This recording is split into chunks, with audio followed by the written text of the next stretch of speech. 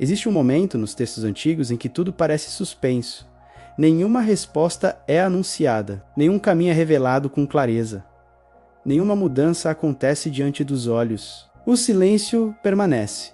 A ausência continua. E o vazio ainda sustenta tudo em silêncio. Para o leitor apressado, isso parece apenas mais um intervalo. Mais uma pausa sem importância. Mais um trecho onde nada realmente acontece. Mas os textos antigos não desperdiçam espaço. Quando a narrativa desacelera demais, quando tudo fica quieto por tempo suficiente, não é porque a história parou, é porque algo invisível começou. Existe um ponto exato em que permanecer já não é suficiente. Um ponto silencioso em que não avançar também se torna uma escolha, e é justamente nesse instante, quando nada parece mudar por fora, que a travessia começa por dentro. Porque a verdadeira mudança não começa quando um caminho aparece. Ela começa quando você aceita atravessar mesmo sem entender para onde está indo. E no final deste vídeo, você vai perceber porque toda transformação verdadeira exige uma travessia silenciosa. Uma travessia que quase nunca é descrita, mas que sempre decide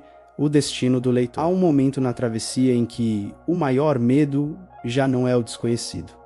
É permanecer exatamente onde você está. Por fora, quase nada mudou. A rotina continua parecida. Os dias ainda seguem o mesmo ritmo. As respostas ainda não apareceram. Mas por dentro, algo já não se encaixa como antes. Os textos antigos reconheciam esse ponto com extrema sensibilidade. Eles sabiam que a dor da travessia não começa quando o caminho se abre. Ela começa muito antes. Começa quando o que era seguro deixa de parecer verdadeiro. Quando o que era familiar deixa de oferecer descanso. Quando aquilo que sustentava já não consegue sustentar mais. Esse é o instante em que permanecer começa a doer. E essa dor é silenciosa, não é dramática, não é visível para os outros. Muitas vezes, ninguém ao redor percebe, mas o leitor sente que algo terminou mesmo sem ter acabado de forma clara. Sente que algo precisa nascer mesmo sem existir ainda. Os textos sagrados não chamam isso de fracasso, nem de confusão, nem de perda de direção. Eles chamam isso de início da travessia.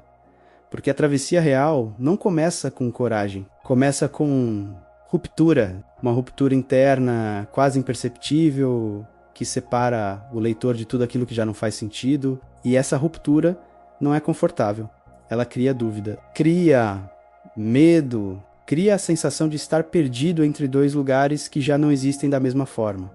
O antigo não serve mais, o novo ainda não chegou, e é exatamente nesse intervalo que a maioria das pessoas tenta voltar atrás. Tenta recuperar certezas antigas. Tenta reconstruir seguranças conhecidas. Tenta fingir que nada mudou. Mas os textos antigos mostram que voltar completamente já não é possível. Porque quem percebeu a ruptura já atravessou metade do caminho, mesmo sem dar um passo. Esse é o ponto mais delicado da travessia. O momento em que não existe clareza suficiente para avançar, nem ignorância suficiente para permanecer. E é por isso que tantos leitores desistem justamente aqui. Não porque sejam fracos, mas porque esse espaço não oferece apoio imediato. Os textos antigos, porém, não apressam esse momento. Eles não dizem, avance logo.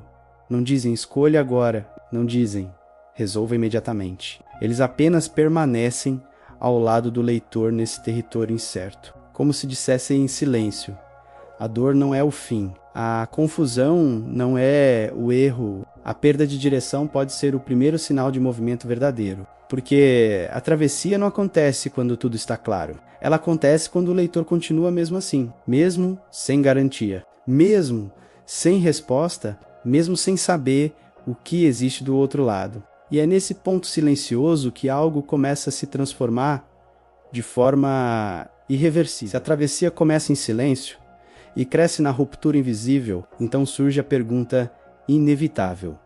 O que realmente acontece quando alguém atravessa? Os textos antigos raramente descrevem o instante exato da passagem. Eles não mostram todos os detalhes, não explicam cada etapa, não oferecem mapas claros. Em vez disso, apresentam imagens simbólicas, portas que se abrem apenas depois da espera, mares que se dividem somente diante do passo, desertos que revelam caminhos apenas para quem continua caminhando. Essas imagens não foram escritas para contar eventos históricos isolados. Elas foram preservadas porque descrevem movimentos internos, movimentos que acontecem dentro do leitor. A travessia nesses textos não é apenas geográfica, não é apenas narrativa, não é apenas espiritual no sentido distante. Ela é profundamente humana. Cada símbolo de passagem fala sobre um momento em que alguém precisa deixar aquilo que já conhece, sem ainda possuir aquilo que procura. Esse espaço entre dois estados é o verdadeiro território da travessia. E é justamente por isso que tantas narrativas antigas colocam a água como símbolo central. A água não possui forma fixa, não sustenta quem tenta permanecer parado, não permite controle absoluto. Atravessar a água significa aceitar a instabilidade, significa caminhar sem garantias visíveis, significa confiar antes da confirmação. Mas a revelação mais silenciosa dos textos antigos não está no milagre da abertura do caminho, está no fato de que o caminho só se abre depois do passo. Esse detalhe é sutil, quase imperceptível, mas muda completamente a leitura, porque mostra que a travessia não depende primeiro da certeza, depende da decisão. Os textos antigos parecem dizer, sem afirmar diretamente, não é o caminho aberto que cria o movimento, é o movimento que revela o caminho. Essa inversão assusta o leitor moderno. Fomos ensinados a esperar sinais claros, confirmações visíveis, segurança antes do passo, mas a linguagem simbólica aponta para outra direção. Ela sugere que algumas passagens só se tornam possíveis quando alguém aceita atravessar, mesmo sem enxergar tudo. E esse é o ponto mais profundo da revelação da travessia. Não é sobre coragem heróica, não é sobre força extraordinária, não é sobre ausência de medo, é sobre continuar mesmo com medo. Continuar mesmo sem respostas completas. Continuar mesmo quando a única certeza é que permanecer já não é possível. Os textos antigos não romantizam isso. Eles mostram cansaço, mostram dúvida, mostram demora, mostram um silêncio prolongado, porque sabem que toda travessia real leva tempo interno, mas também preservam uma mensagem constante. Ninguém atravessa igual a quem começou. Algo sempre fica para trás, mesmo que invisível, mesmo que sem nome, e algo sempre nasce do outro lado, ainda frágil, ainda silencioso, ainda difícil de reconhecer, mas real. Talvez seja por isso que tantas narrativas antigas terminam a travessia não com celebração imediata, mas com contemplação, como se o texto dissesse: o mais importante não foi chegar, foi tornar-se alguém capaz de atravessar. E essa mudança quase nunca é visível por fora, mas transforma completamente a forma de ver tudo depois. Depois da travessia, quase nada parece diferente à primeira vista. O mundo continua seguindo o mesmo ritmo. Os dias ainda nascem e terminam em silêncio. As perguntas não desaparecem de repente. Mas dentro do leitor, algo já não é o mesmo. Os textos antigos raramente descrevem essa mudança de forma direta.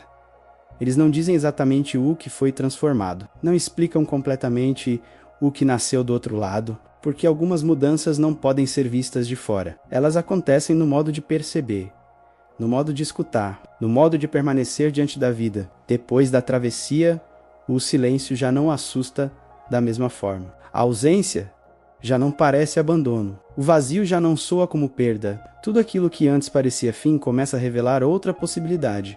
Profundidade. Os textos antigos preservaram essas narrativas de passagem não para contar histórias distantes, mas para lembrar que toda transformação real é silenciosa por dentro antes de ser visível por fora. E talvez a revelação mais discreta de todas as travessias seja esta: o caminho não muda primeiro. Quem muda primeiro é quem atravessa. Por isso, muitas passagens simbólicas terminam sem grandes explicações.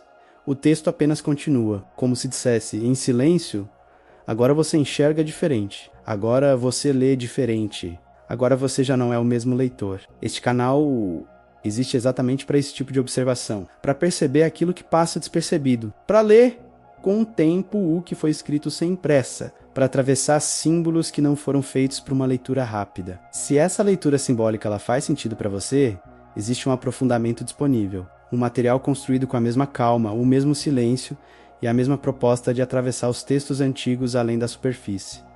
O link está na descrição. E agora que a travessia foi compreendida, o próximo símbolo se aproxima naturalmente, porque depois de atravessar, surge uma nova pergunta: até onde é possível ir? No próximo vídeo, vamos observar o limite. O ponto em que o texto não apenas conduz, mas estabelece fronteiras invisíveis para quem continua caminhando.